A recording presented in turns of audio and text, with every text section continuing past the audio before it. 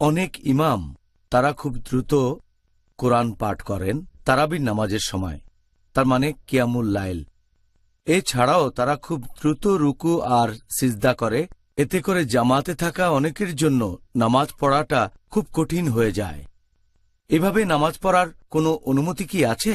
ব্যাপারটা খুব কমন, অনেক মসজিদে দেখা যায়, কারণ তারা রমজানে তারাবির নামাজে পুরো কোরআন শরীফ খতম দিতে চায় আর তারা তাড়াতাড়ি করে নামাজ শেষ করতে চায়, সেজন্য খুব তাড়াতাড়ি করে নামাজ পড়ে। আর অনেক সময় দেখবেন যে তারা রুকু আর সেজদায় খুব অল্প সময় ধরে থাকে। একবার আমি এরকম একটা মসজিদে গিয়েছিলাম, সেখানে নামাজের মধ্যে ইমাম যখন সেজদায় গেলেন, আমিও সেজদায় গেলাম, তিনি একবার উঠে আরেকবার সেজদা দিলেন। আমার প্রথম সেজদা শেষ আর ইমামের দ্বিতীয় সেজদা তখন। আল্লাহু আকবার। এখন এটা ঠিক না ভুল? এটা উল্লেখ আছে সহিহ বুখারীতে, খণ্ড নম্বর 1, বুক অব সালাহ, হাদিস নম্বর 757।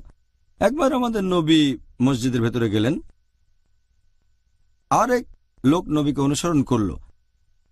তারপর নামাজ পড়া শেষ হলে সেই লোক নবীকে সালাম দিল, আসসালামু আলাইকুম। নবী তাকে উত্তর দিয়ে তারপর বললেন যে তুমি আবার নামাজ পড়ো, কারণ তুমি নামাজ পড়নি। সেই লোক আবার নামাজ পড়ে নবীর কাছে ফিরে আসলো। নবী তখন বললেন তুমি আবার নামাজ পড়ো, তুমি নামাজ পড়নি। সেই লোক তৃতীয়বারের মতো নামাজ আদায় করলো, তারপর নবীর কাছে আসলো। নবী আবারও বললেন যাও নামাজ পড়ো, কারণ তুমি নামাজ পড়নি, তৃতীয়বার। তখন সেই লোক বলল এর চেয়ে ভালো করে আমি নামাজ পড়তে পারবো না, হে রাসূল আমাকে শেখান কিভাবে পড়ব। তখন নবী তাকে বললেন যে তুমি তাকবীর দেওয়ার পরে দাঁড়ানো অবস্থায় বিভিন্ন সূরা পড়বে পবিত্র কোরআন থেকে, যেগুলো অন্তর থেকে জানো, কোরআনের যে সূরাগুলো তুমি জানো সেগুলো পড়বে। তারপর তুমি রুকু করবে এবং রুকুতে গিয়ে প্রথমে তুমি সুস্থির হবে, তারপর বলবে সকল প্রশংসা আল্লাহর সুবহান রাব্বিয়াল আযীম, যতক্ষণ না সোজা দাঁড়িয়ে সুস্থির হও। তারপর তুমি সিজদায় যাবে শান্তভাবে যতক্ষণ না সুস্থির হও। তারপর বলবে সুবহান রাব্বিয়াল আলা, সকল প্রশংসা আল্লাহর যিনি সবার উপরে, 3 বার।